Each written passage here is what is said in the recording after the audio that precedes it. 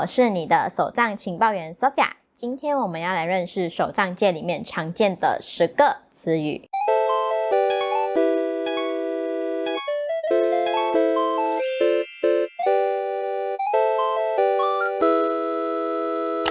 每个行业都有我们所说的行内话，手账作为一种新兴的爱好，也有独特的专属用语哦。新手小白有时候掉入了手账的坑，就好像进入了一个新的世界。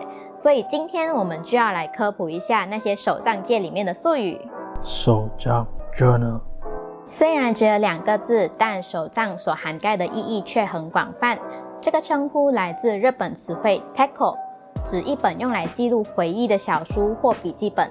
我在 Canva 看到一段很有意思的话，手账就是用手写的方法，将生活和思绪在纸面上安营扎帐。无论是每日规划的日程本、旅行时制作的回忆录、随手涂鸦的小画本，我们都能称之为手账。普遍上，手账爱好者都会在自己的笔记本上写字，也会进行装饰。但对于它所涵盖的范围，目前还没有一个很明确的条件。与其限定手账属于哪一类的记事方法，倒不如说它是一种对生活认真自主的态度。子弹笔记 bullet journal 2013年8月18日，纽约设计师 Ryder Carroll 推出了 bulletjournal.com 这个网站。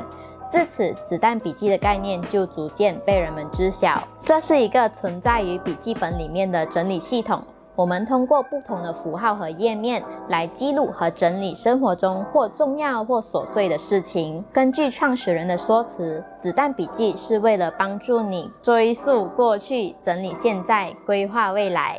最重要的是，你能够通过纸和笔探索自己应该做些什么，以及背后的意义，从而提升工作效率，增加自我意识，并一步步实现目标。电子手账 digital journal 随着越来越多人将生活中的点点滴滴储存在云端上，对电子手账也达到了一定的关注度。按照目前的趋势来说，有些手账爱好者会在 Procreate 绘图软体中设计专属于自己的手账，有的则会使用电子手账软体，比如 GoodNotes、Notability 等来完成这项任务。整体而言，电子手账的写法和纸本手账非常相似。网上丰富的素材允许我们在规划生活的同时，也能满足个人对美感的追求。除此之外，我们可以植入手机里的照片、影片，并利用标签和搜寻功能来更有效率地规划生活，是电子手账的一大亮点。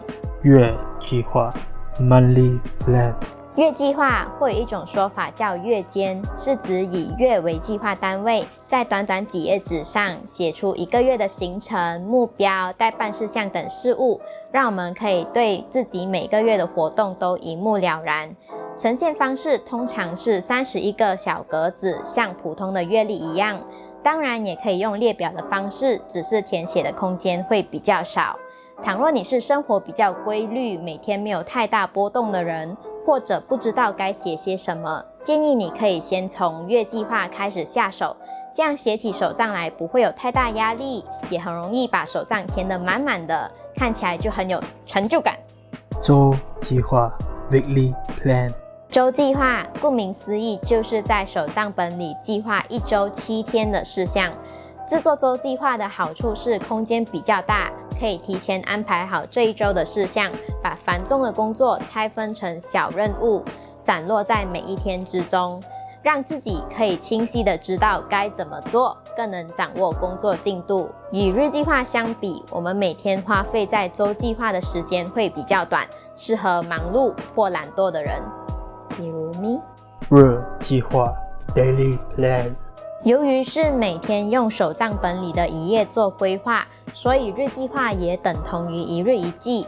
或许我们可以把日计划理解成由日记发展而来的记事法，在纯文字的基础上添加了更多帮助人们进行规划的小插件，比如待办事项、时间轴、习惯追踪表等。这套方法适用于每日需要处理很多事情的上班族，或者想要缜密的安排时间的人。同时，部分手账爱好者也会在日计划里进行拼贴、写日记、记录心情小语等，用法非常灵活。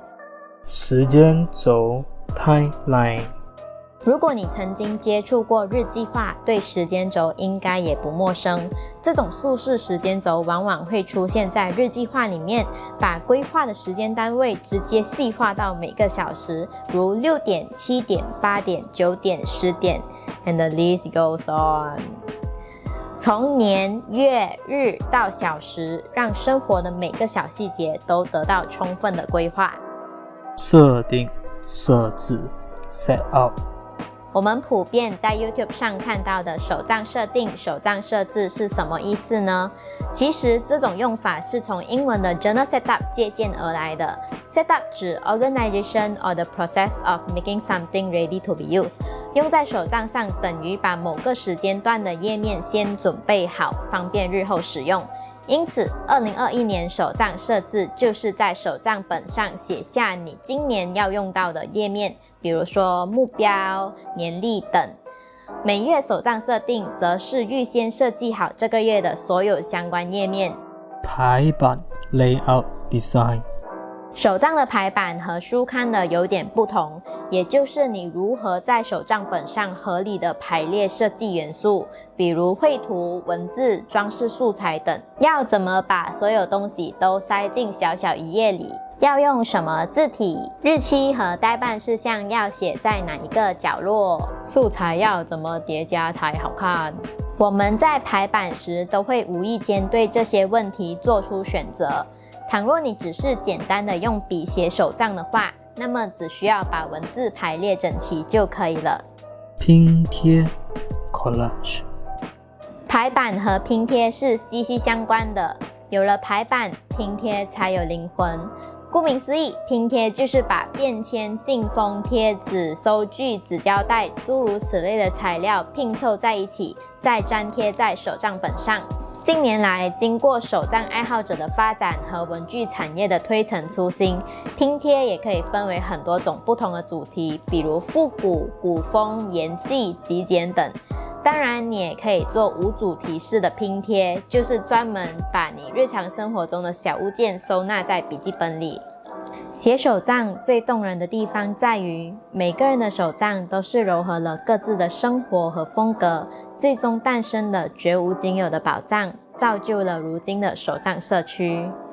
你还想聆听关于手账的什么术语呢？欢迎在下方留言给我们手账情报室哦。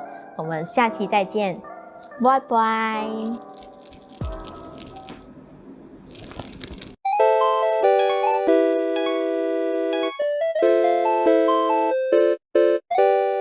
Yo, what's up? 比如绘图、文字、装束